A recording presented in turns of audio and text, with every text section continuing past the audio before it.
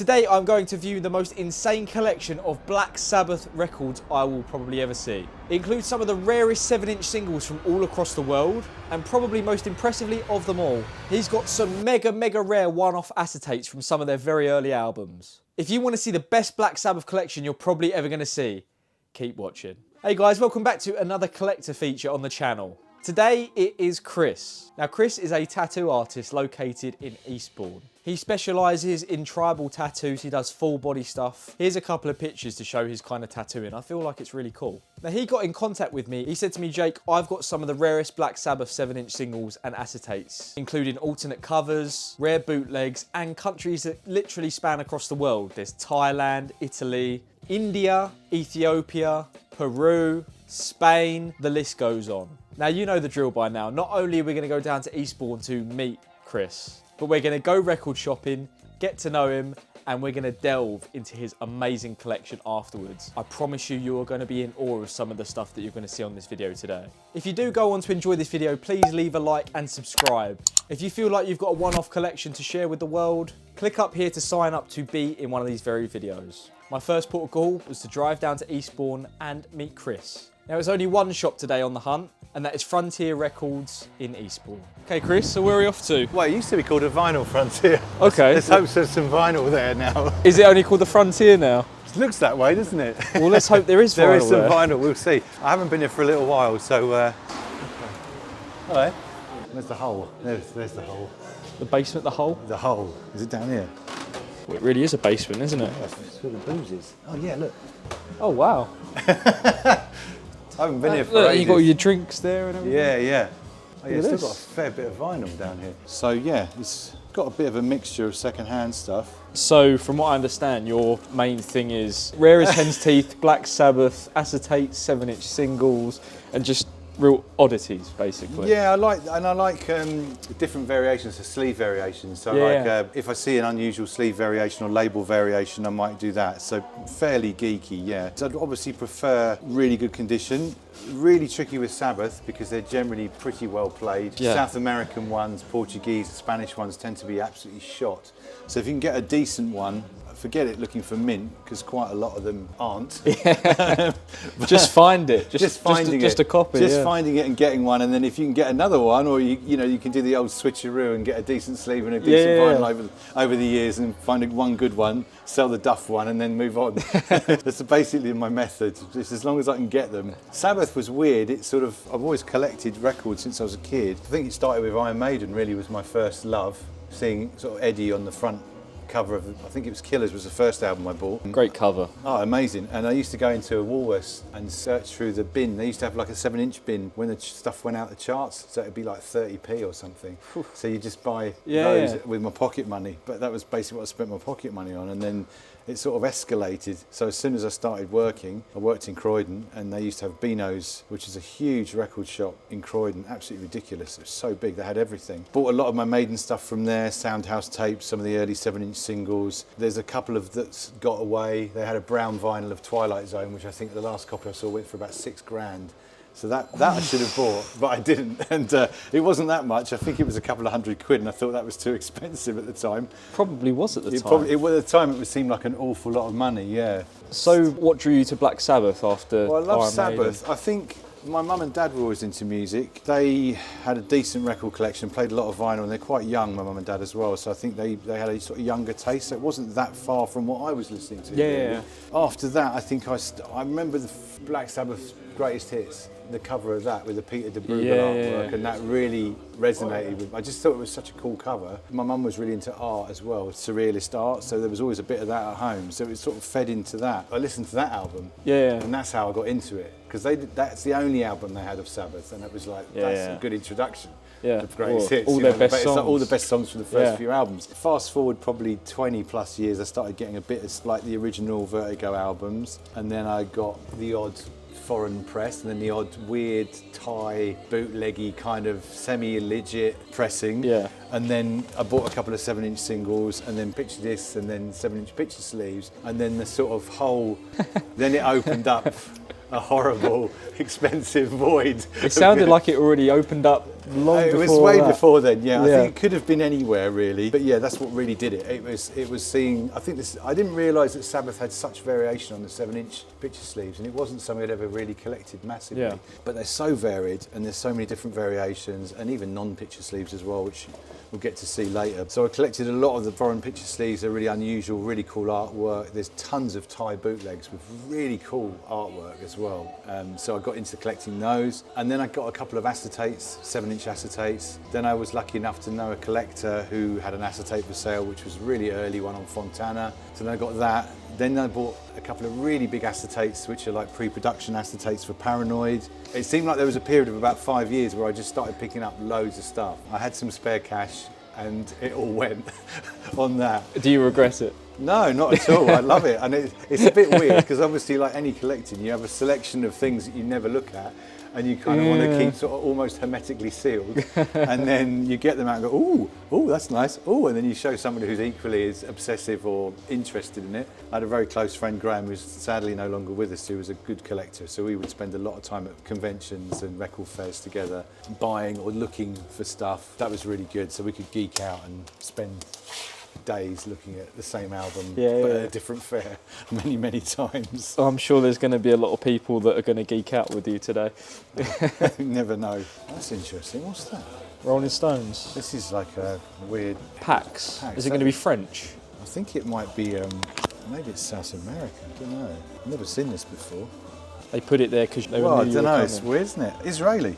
Israeli? Yeah. Is it English letters or? Yeah, it is. It's in English. It's got English writing on it. How much? 22 quid. I'm going to have that. That's unusual. It fits the something bill. else. Yeah, it different fits the country. bill. Terrible pressing quality. And it is an alternate cover in a way. In a way, it's got, it's got a different. Well, you got the original Decca here. Yeah, you can compare them, next to each other. Sometimes they have different back covers. I don't know, what have I done there? The same back cover, but obviously the catalogue number's slightly LSK. No, it's different, completely different number. Yeah, and it hasn't got the kind of white border on this one. Yeah, right, I have that. I don't collect the Stones, but I like them, so it's kind of like, well, might as well while I'm here. But yeah, so there's 7 inches, and the acetate thing is even more ridiculous because they're very expensive. You can't really play them. A couple of them I've got you can't play because they're 16 inches, so they're massive. Oh. You can't even get them on the turntable. So they're built for transcription turntables. So either sort of for a DJ promotion, but the ones I've got are like pre-production ones, so quite often you'll see them with the engineer's notes written on the disc to sort of say what they need to do before they use them for the main pressing. So if you can't even really play them properly and they're not really much to look at, what's drawn you so much to them? Well, it's the sort of rarity of them, also because they're Sabbath, so obviously I can't not have them. And and they're on Vertigo. A lot of them are on Vertigo, some are on Fontana, really, really rare. There's a couple that I've got that are, you'll see them later, that are shared with other Vertigo artists. So there's like a couple of sampler acetates. There's a couple that were unreleased as well.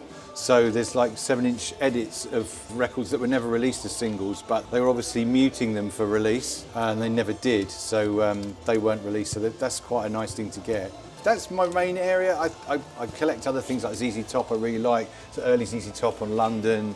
Maiden I've got quite a bit. I used to have a really big Maiden collection and sort of sold that years ago along with a load of other stuff.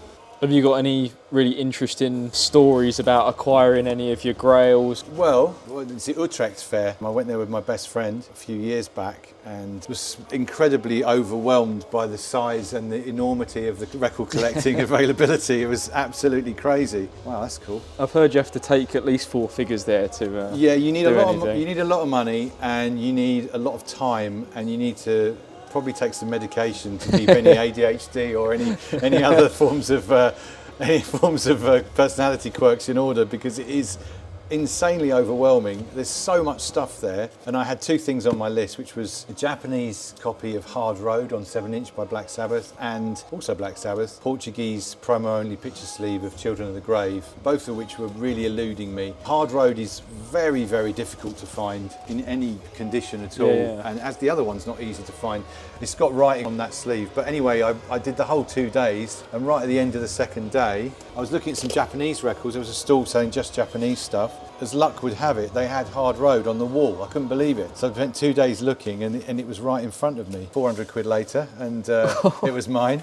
And then Is that a good price for one of those? It's a price. It's a price? It's a price that I was given, and I didn't argue. I gave him the money and said, thank you very much, that's mine. But yeah, and then I sort of got my holy grail item, turned around, and the stall behind was from Portugal. So I can see where this is going. yeah, and then so I looked through some records there, looked at the Black Sabbath, looked up on the wall, and again, he had Children of the Grave 7-inch picture sleeve, Portuguese, the one I wanted.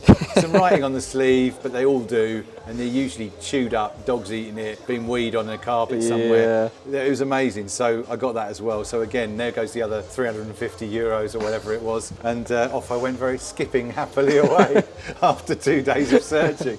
So that one's mine, I'm having that. You could have walked in and those two have just been the first stalls you looked at, and you I could know. have gone home again. I could have saved myself some footwear. Right, that's my purchase, I think, and I think I'm done. So should we go back and have a look at the collection? Maybe that's a good idea. I mean, you know. Probably a good idea. Yeah.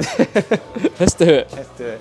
How about that? An Israeli copy of a Rolling Stones album. It is so fitting for this video that he found that, because the amount of variations he's got from different countries with different covers in his collection is absolutely insane. So that was it. I'd driven all this way, finally got to go back to his and see his collection. And to be honest, just the little box that he pulled out with all his 7-inch singles absolutely blew my mind. Take a look. Right then, should we go and have a look? Let's go and have a look. So these are 7s in here. The Black Sabbath 7s. These are just Sabbath 7s. So there's a You've selection. got a really lovely record room. And what are all these on the wall? The weapons? I collect Polynesian art. There we go. Can't get in or out, but collect Polynesian art. So these are different Polynesian. Is that a gun? No, it's a club from Fiji. It's called a gata. I like stuff. Stuff is good. I don't know how it crossovers from Black Sabbath to Well, it's pretty dark. Polynesian instruments, yeah. Heavy duty weaponry. For a man who's not into violence, it's handy to have some weapons around just in case it kicks off. Yeah. And So to protect maybe the Black Sabbath. this is your Black Sabbath box. Yeah. What's this over? I can see Iron Maiden and Scorpions. This is sort of 7 inches as well. I keep them out of the way of my toddler, but there's a selection of sort of bit of metal, bit of soul, bit of blues, bit of jazz. I've got a bit of Maiden from the early days, the sort of early-ish Maiden. Bit of Deep Purple, and then some ZZ Top. And then I don't really collect a lot of other 7s, and they're just other 7s that I like the look of along the way, or tracks that I like. But that's sort of like some of it's historically old stuff. The stuff I really collect is Sabbath. Pretty much got most of it that I need to get. And there's, You've got a load of albums here. Yeah, as well. you know, like it's sort of stuff from like AC/DC, Cream, there's old blues, there's funk, soul, jazz, bit of dance music, bit of krautrock, love Can and Noi. Lots of sort of weird compilation albums with lots of rare sort of Ethiopian jazz, all sorts of stuff. Neil Young, whatever it is, I love it. Obviously there's some Sabbath box sets, but which seem a bit ridiculous because I've got them in multiple forms anyway. So the Sabbath albums are down here, and this is... oh, I see. These are sort of like multiple copies of each album, various countries, different things. I've got a really nice copy of Master of Reality from Venezuela, which has got, you'll like this. It's got a really unusual, if I can find it, it's around here somewhere. Is it that one? No, that's the Brazilian one. They look very similar. I just like how you've got just such an inventory from all this. Oh, that's just this Filipino. Oh, that's not the one I'm looking That's for. the one. That's the one. So this is Venezuelan. It's amazing because it's still in the shrink wrap. I knew of its existence, and basically it's Venezuelan swirl. Look at that inner. But also the inner is incredible, and it's mint. I mean, it's incredible. It's hardly been touched, let alone. It looks like a slipmat. It basically is like a slipmat. I translated this recently, and it's sort of about the psychedelic reaction to playing the Vertigo logo on your record player, which is really cool. It's really rare to find with that insert, and in this condition for a Venezuelan record is almost unheard of. It's basically mint condition, which is crazy. I hope you've got a UK copy of Master of Reality with the poster. Of course I have. Okay, yeah. Otherwise it would be wrong. Do you need me to show you to prove it?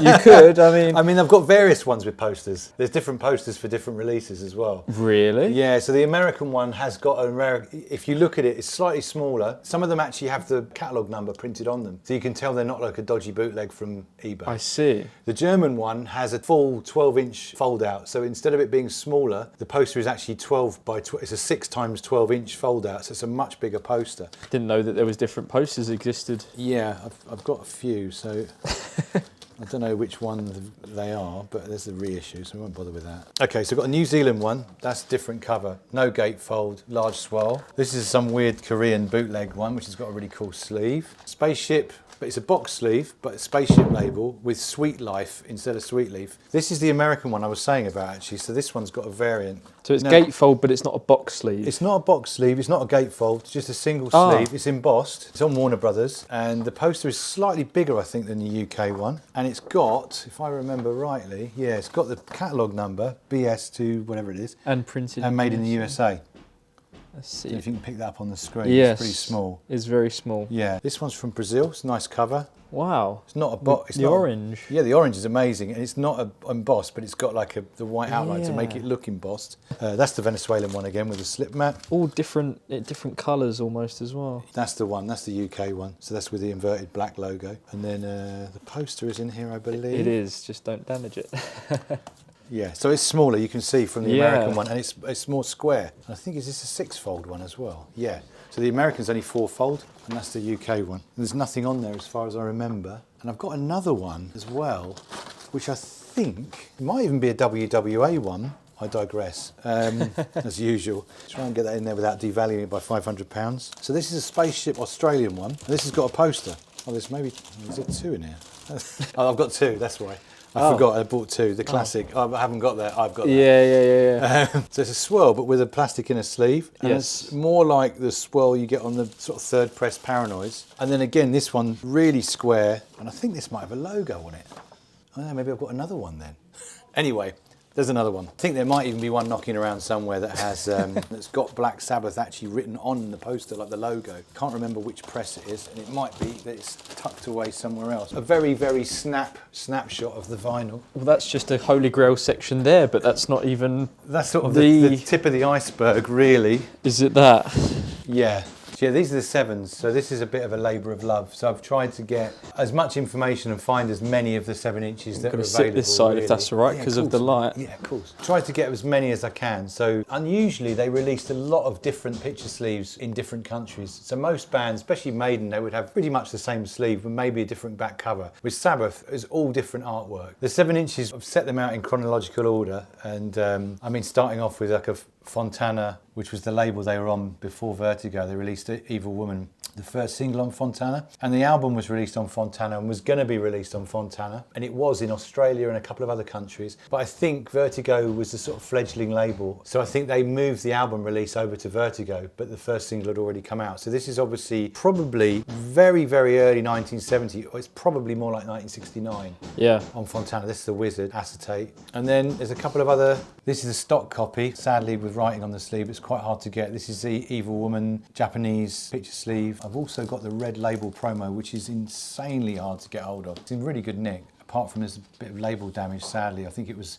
probably a radio station, a DJ copy. So you've got, as some people will know, the Philips ones were red. The first Sabbath album, I think, was released in Philips, I think, in Japan, and had a red label, the promo. And this is a promo, and also has a little box on here as well to denote that it's a promo copy. That's probably the rarer of the Japanese ones, apart from Hard Road, which we'll get to later. This one's Evil Woman. I think it's a UK export pressing from Holland, part of a series, Hits of the World. I've seen one other record, I can't remember who it's by, but this is really rare. The picture sleeves are really difficult to find. I've only seen this one and one other available for sale. They're never cheap. We've only like 5 in, and that's why I'm talking so quickly, so we can get through as many as possible. It's a bit overwhelming, yeah. To get these amount of 7 inches is probably 15, 20 years of collecting to find them all. Some on eBay, some from record fairs, some from record collectors, people that I might have bought off of eBay. And then I've said, have you got anything else? And they say, oh, well, actually, I have a list. And you say, okay, what's on the list? And then you get very expensive. So yes, I've got the Fontana A-label promo for Evil Woman. So this is the UK release. Dutch copy of Evil Woman. So we're only up to Evil Woman so far. I know, I'll get a move on. That's a Belgian version, but that's just a normal stock copy. This is the rare one. So that's the picture sleeve, very thin paper sleeve, really rare to find this, and especially in this condition, it's really difficult. It's almost mint. That's the Turkish picture sleeve, again, pretty rare, very rare, really. A couple of £100, maybe a bit more if you can find one. This one is a real killer. I was after this for a long time, and I was very lucky to buy this from Sab Jake, I believe his name is. I bought a Sabbath acetate from him and asked him if he had anything else, and he had a really big list of stuff, and this was the one that I really needed. They reissued it, I think, for the last box set, for the 10-year war box set. So this is the Chilean only picture sleeve. It's promo only, 100 copies, incredibly thin sleeve. They've all got promo stamps. I think there's one that I've seen which hasn't got a promo stamp. It's still got the radio station promo stamp, but this Disco de Muestra one, the Prohibita Vento one, it's not got. I imagine this is someone's back garden in Birmingham, it looks like it. It's mono as well. Again, probably seen 3 or 4 copies in 20, 25 years, and all of them are exorbitantly expensive. I think I paid about 400 quid, which is a lot of money, but I think it was all right. Yeah. It's very, very rare. Very, very, very rare. Now, this one's from Iran, a monogram. So I guess this is probably some sort of Iranian bootleg. I think there was like a cultural revolution and they burnt all the Western stuff, so the records are really hard to get. Yeah. And this is in pretty good nick. Got an unusual inner sleeve as well. It's got a different artist on the B side, Michel Delpech, White is White. But yeah, made by Iran Gram Tehran. It's pretty cool. There's a couple of the Iranian ones knocking around. They're cool records. These I love. So this is... Whoa. There is a black, that's actually probably rarer in a weird way. I've only ever seen one copy of that. I've seen more of these than I have the... Well, people have just picked up all colours. It is incredibly obsessive, obviously.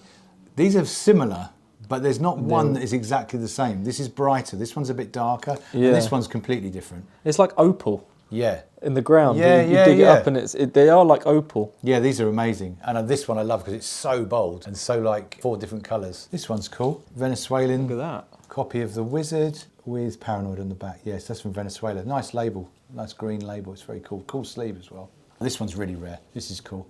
This is Chilean. It's a reissue, so it's on NEMS, Banglad. There's an album of this as well. I've got the album. It took me ages to find the album and ages to find the 7-inch as well. They're really difficult to get hold of. So that's really cool. Again, not the sort of thing you'd think that's a reissue, but it's a really rare reissue, so yeah, why not? I think I'm in a state of kind of half shock now where I'm just, I think, numb to this all because there's like, I've never seen any of these and ever, and they're in one place and it's just like, I'm a bit overwhelmed because I don't look at them very often either. They're all in the box, like hiding, keeping pristine and away from grabbing toddler hands. This one's really cool. This is very rare. Paranoid, Singapore only picture sleeve. I wonder if anyone predicted that one day in 50 years' time there would be someone somewhere, you know, in the south of England just had a box of all the different releases from all around the world, even of this particular band that no one knows yet. Yeah. Oh, this one's nice. This is Portuguese, Paranoid, like an EP. I think it came, it's like 1972 or something like that. Quite rare, quite difficult. And there was a lot of different versions of this with different bands on. Yeah. This is like a series. I think Warhorse, I've seen one as well. Ah, this one's cool. Chilean EP of Paranoid, so it's on like a thick hard sleeve, a bit like the album sleeve, and laminated like the 2nd or 3rd press of Paranoid. So yeah, really cool. Nice back cover. It's like a mini album really, and it's even got a swirl on there, which is really cool. Again, I think it's part of a collection, a series from other artists. I just haven't seen the other artists, but that's a really nice thing. I like that. That's the Greek version of Tomorrow's Dream. Japanese version of Tomorrow's Dream. Wow. That's a nice sleeve. Love the typeface and the colours on that. It's really cool. That is a really nice sleeve. I like how the Japanese, look at that. So I've got a promo. I think one of them is, I'll try and get the promo version. There's a promo and a stock one. They're only discernible by the small box with the Japanese writing on the label. This one's Norwegian. This is the stock sleeve for it. That's really rare. It's really hard to find. This one is really rare. So this is the Rock Power sleeve. So this is a real one, not one of the dodgy bootleg ones. This is like an EP. I don't know if it's a promo, but Rock Power was like a sort of re-release almost of the original albums. Part of Vertigo in probably Mexico. I think it's Mexican, yeah. But really, really difficult. It's very thin paper, one piece of paper. It's really tricky to find in half decent condition. Tomorrow's Dream A-label UK promo. Transition. That's half. That's half. I'm tired. Don't know about you. I don't think I'm awake anymore. You needed the coffee after all. 2 versions of Children of the Grave. This one is the real one. It's got a slightly raised centre.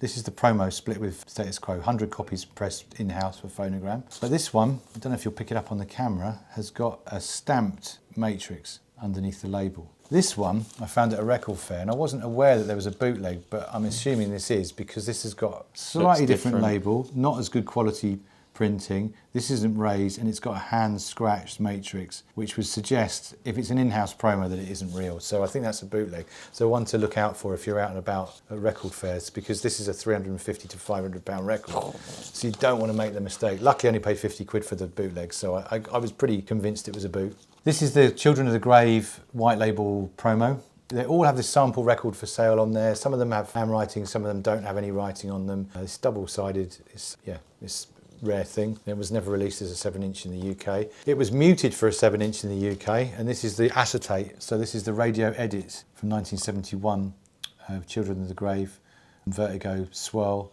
The Vertigo acetates virtually all have the swirl label, which is really nice. It's a really cool thing to have. This is the one I got at the Utrecht Fair, the big Utrecht Fair. This is one of my Holy Grail ones again, another one. Portuguese only. I don't know if it's a promo or it's a very, very rare anyway, release with the picture cover. Yeah, lovely. It's got some writing on it. It's hard to find one in this condition without something wrong with it. Yeah. If I can get a better version, great, but it's been 7 or 8 years since I bought this, and previous to that I'd never had one in my hands, so I think it could be a long time coming. Tomorrow's Dream Greek white label promo, and another white label promo. These are the sort of in-house promos. So this is Rock Power again, but this is a real one. Mexican, I believe. Very thin paper sleeve. Para Promotion, so it's a promotional only 7-inch of Black Sabbath and Gentle Giant on the reverse. It's just like a wrap over sleeve. Yeah, Mexico. Really thin, very fragile. They come up from time to time. I mean, they are really rare. I think the thing is with the internet, it makes you feel like, oh, you know, I've seen that before, but they're not jumping out at you all the time. They're pretty rare. This one, I need to get another copy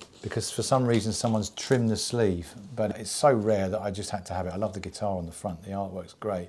And again, it's a similar thing. It's promo only, Gentle Giant again, and Sabbath as well. Another promo only 7-inch from Mexico. Very cool. Gentle Giant and Black Sabbath, what a combination. Yeah, this one's an EP. I think from Brazil, perhaps. Yeah, I think so. It's nice. Again, similar to the Chilean one. It's got a large swirl, big swirl on the other side. Very thin vinyl, but a lovely sleeve. It's like slightly laminated, different back cover to the album, so it's only made for the EP. Really cool. Lovely little thing, that. This one's really cool. This one's a bit of a, it's a couple. I might as well get them both out. There's both here. These are both acetates. Really heavy. It's like 3 times the weight of a record. Wow. So this one, this one came from, I got a collection of stuff. This 17th of, what's this? 3rd of November, 71. Black Sabbath Electric Funeral, Clear Blue Sky, Birdcatcher, Warhorse Ritual, May Blitz. So that's a 4-track acetate EP reference disc. So I imagine they were 33 1/3 as well. Which is cool to see that on the back. You don't really see that with the date stamp as well. And this might have been produced at the same time. So this is a Sabbath one, War Pigs, Iron Man, Rat Salad, just on there. Yeah, maybe a couple of weeks later. There's so many spelling mistakes on all these. Yeah. These are all in-house ones. So probably they were going to release them as an EP, or they were using them for this one might even be a DJ promo copy. I think sometimes they pressed them up and gave them to sort of DJs that were very influential and would play them on the radio. And I guess that would be really useful to promote Vertigo. It's all Vertigo artists in one place. Yes. This one is weird. It's a weird label. Great sleeve. That one's Ecuadorian. Sabbath Bloody Sabbath from Ecuador. You can never have too many Ecuadorian records in your collection either. No. This one's cool. This is is it Brazilian maybe? Always the good stuff's in South America. And to get in good nick is really unusual. So this is a Brazilian only EP again.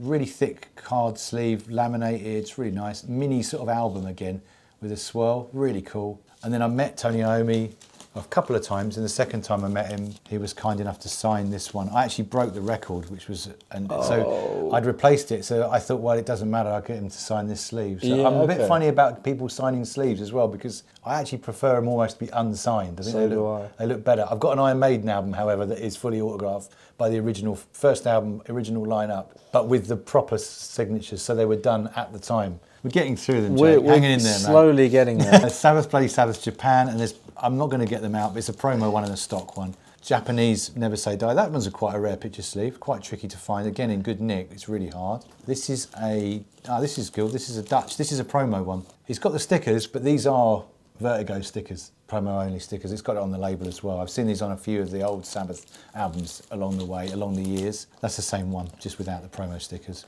And this one's, I think, Spanish. Yeah, really hard to, I think it's Spanish? Yeah, really hard to find, sadly damaged. I'm after a copy of this without the damage. If anyone's got one, thank you very much. Am I Going Insane? Japanese only. release. Don't think that was released in the UK. Maybe it was. I can't remember. This is the one. This took me years. So this was bought at Utrecht as well, along with the Children of the Grave 7-inch. Wow.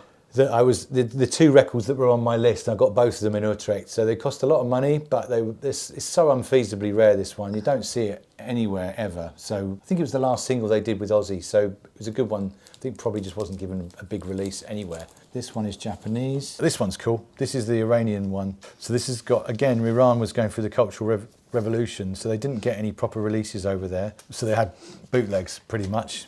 So this is the cheesy cheesecake version of the bootleg 7-inch picture sleeve. This is really nice. I love the artwork for this. Thai bootleg. Yeah, that's the 7 inches. I'm sure I've missed a bit. I feel like I've missed some, but I haven't. I think I ploughed through as quick as I could. There's an unbelievable amount of like holy grails I think people have probably never even seen before, a lot of them. Oh, nice little, might be a swirl, probably is a swirl. I think I haven't looked at it for ages, so yeah, little mini swirl. And it's no point in me having them all here and furtively looking through them on my own, which is lovely, but I don't look at them very often because, you know, it's the collecting, isn't it? And finding them and cataloguing them and all that stuff, which is equally as interesting. And then you have them and you own them, and obviously they're 7 inches, all the records, apart from some of the acetates, which have got maybe unreleased cuts of the 7-inch or potential 7-inch, which was never released. There's a few of those. You're not going to play them. Acetates you can't play more than about 10 times without them degrading massively. So yeah, so that's the 7-inch picture sleeves. As I say, the albums we had a look at earlier, and we had a quick peek. We did. I think there's one thing left, isn't there?